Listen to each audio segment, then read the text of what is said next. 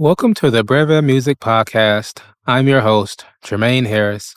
So, this episode is going to be a bit more personal than usual. Recently, I've been thinking a lot about the question of why didn't I go to music school? As a kid, I was always inclined toward music. I remember playing random songs on my great grandparents' piano.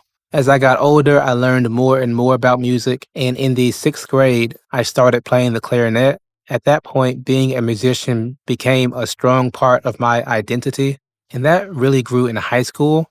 I went to a large high school in Texas and got to be around a lot of other serious musicians, and my head band director throughout high school made a huge impact on me, both as a musician and as a person in general, for the better.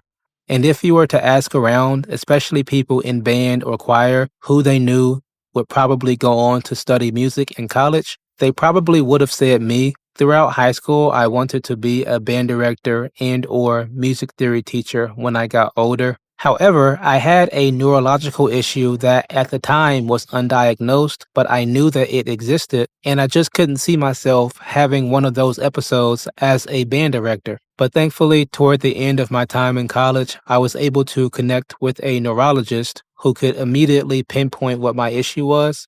It took me a while to get a college degree because I wasn't really clear about my path. The one thing that I really knew, which was music and music education, was no longer a viable path for me. So it took me some time to work through what my path forward was. After I graduated with my bachelor's degree and I finally had the treatment I needed to deal with that neurological issue, I was already in my mid-20s, but I felt like I still wanted to be a band director someday. So I started practicing my clarinet. I auditioned for a local music school, one that's pretty damn good if I should say so myself.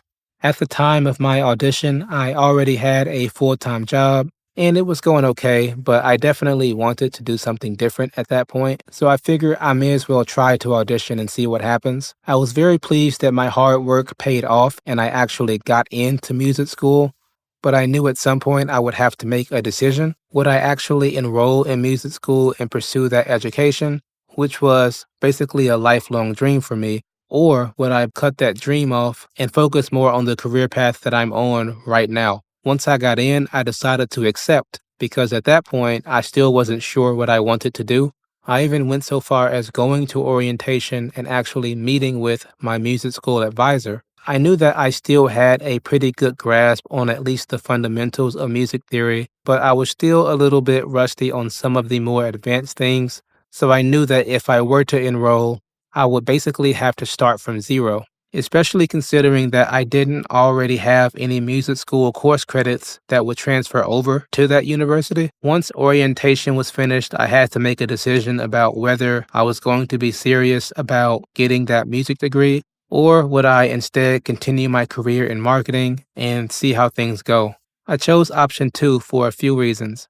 Mainly, it didn't make financial sense for me to quit my full-time job to go to school. I already had student loan debt at that point, and I knew it may not be a good idea for me to take out more, especially when I know I'd have to be in school for another 4 or 5 years before I get a full-time job.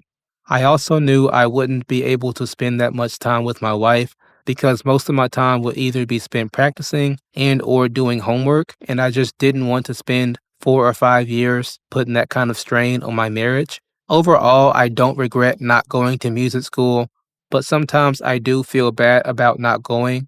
In those times, I try to remind myself that I think I made the right decision for me and my family. Thankfully, at this point, I like my job, and I don't foresee that changing unless something really crazy happens at work. I'm also thankful that I have the opportunity to do this, where I get to share my story and also stay plugged into music theory and the music industry overall. We'll see how things go from here, but I again think that I made the best decision overall. I've been debating for about a year whether I would share my story on this podcast, but I figured, you know what? This is my show. I'm going to do what I want. I hope you can take away something helpful from my story. If anything, it at least tells you more about who I am and why I'm doing what I'm doing now. Thanks for listening.